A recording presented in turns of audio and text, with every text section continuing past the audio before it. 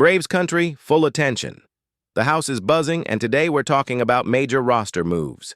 The Atlanta Braves made some key changes before the series against the Seattle Mariners, and there's a big name back in the lineup, Jurickson.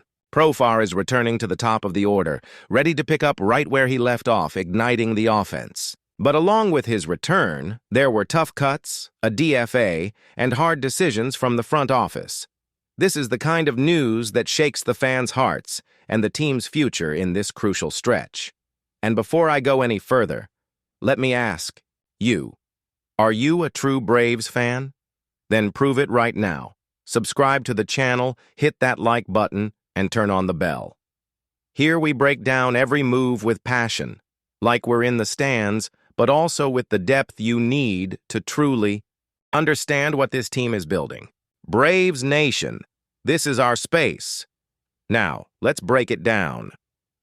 Profar returns after a few days on the paternity list. He missed the series against the Cubs, but comes back refreshed. And honestly, there couldn't be better timing.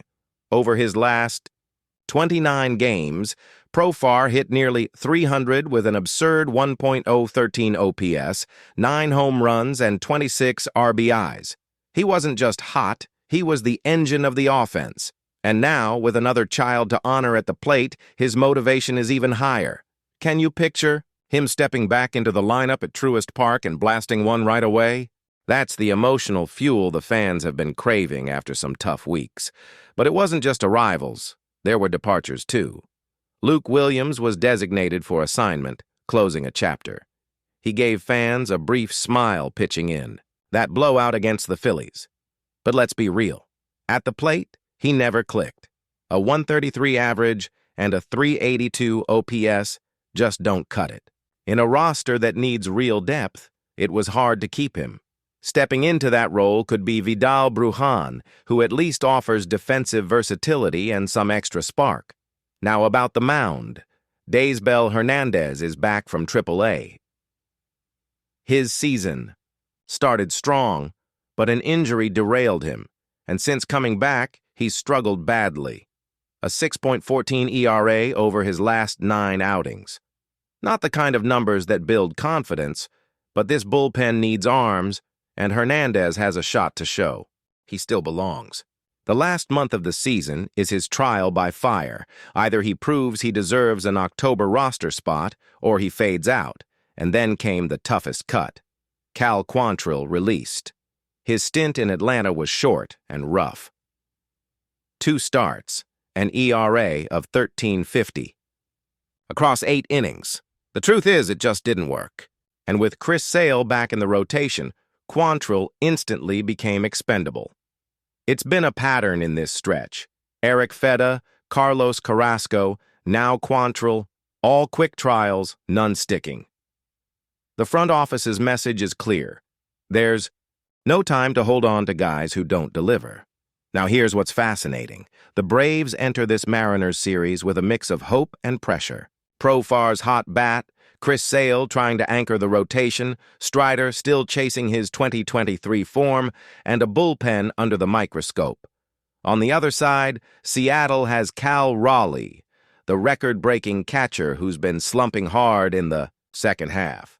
That's a massive opening for Atlanta. If they can keep Raleigh stuck in his funk and attack Seattle's pitchers on the road, this series could be the springboard for a turnaround. And this isn't just about stats. It's about narrative. Profar's return could symbolize exactly what this team and fan base needed. The Braves have to prove there's still fight, still spark, even after weeks of frustration. And what gives me hope is that when this offense heats up at home, the numbers climb, and the team looks completely different. My fans' opinion? I see this as a crossroads. If Profar stays hot and Sale holds steady, Atlanta has every chance to flip the script and surge again. But the front office has made it clear 2025 isn't a year of patience, it's a year of accountability. Perform and stay, fail and go. And honestly, I love that attitude. You can't play around when October is the goal. Now I want to hear from you. Braves fans, what do you think of these moves? Can Profar be the offensive leader we need? Does Daysbel Hernandez deserve another shot in the bullpen?